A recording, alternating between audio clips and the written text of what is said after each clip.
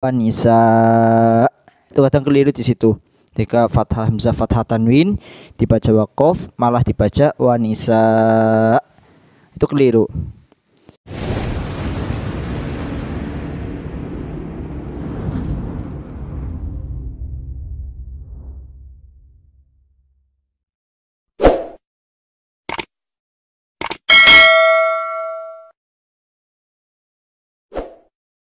Assalamualaikum warahmatullahi wabarakatuh. Bismillah, alhamdulillah, wassalatu wassalamu ala rasulillah Sayyidina Muhammad ibn Abdillah wa ala alihi wa sahbihi wa mawalah, la hawla wa la quwwata illa billah. Allahumma salli ala Sayyidina Muhammadin al-fatihi lima ughliqa wal khatimi lima sabaq nasrul haqqi bil haqq wal hadi ila siratikal mustaqim wa ala alihi haqqa qadrihi wa miqdarihi al-azim.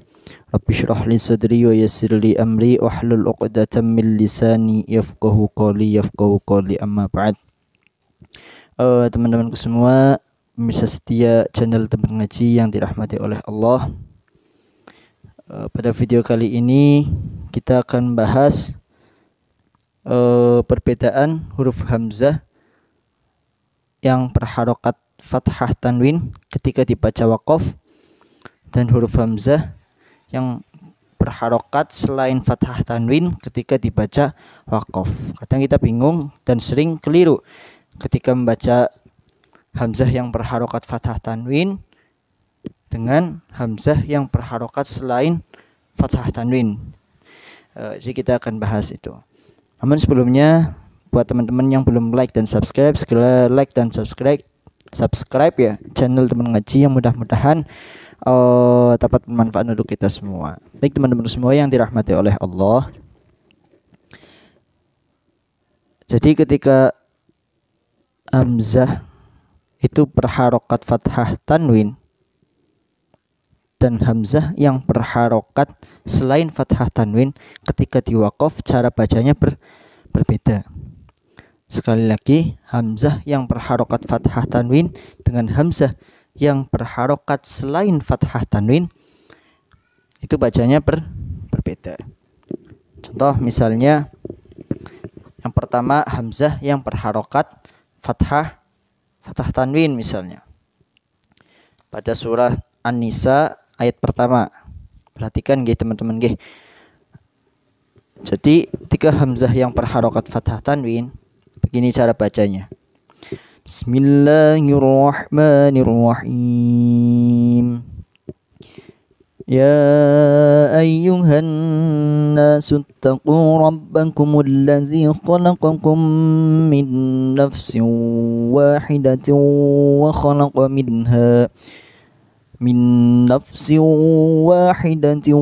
وخلق منها زوجها وبث منهما رجالا كثيرا ونساء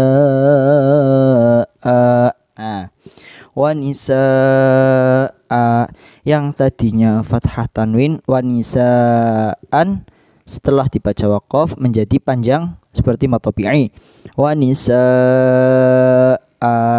Itu ya teman-teman. Jadi bukan wanisa. Itu kadang keliru di situ. Ketika fathah hamzah fathah tanwin dibaca waqaf malah dibaca wanisa. Itu keliru. Jadi sekali lagi ketika hamzahnya berharokat fathah tanwin kemudian dibaca waqaf menjadi wanisa. Tuh. Kemudian yang kedua, ketika hamzah kemudian dibaca waqaf tetapi tidak berharokat fathah tanwin. Sekali lagi, ketika hamzah yang dibaca waqaf tetapi tidak berharokat fathah tanwin, gimana bacanya? Contoh di surat Ali Imran ayat ke-6. Huwallazi yusawwirukum fil arhami kaifa yasha'. Nah, ketika hamzahnya bukan berharokat fathah tanwin kemudian dibaca waqaf, contoh di situ hamzahnya berharokat dhammah biasa, maka bacanya hamzahnya itu disukun kaifa yasha.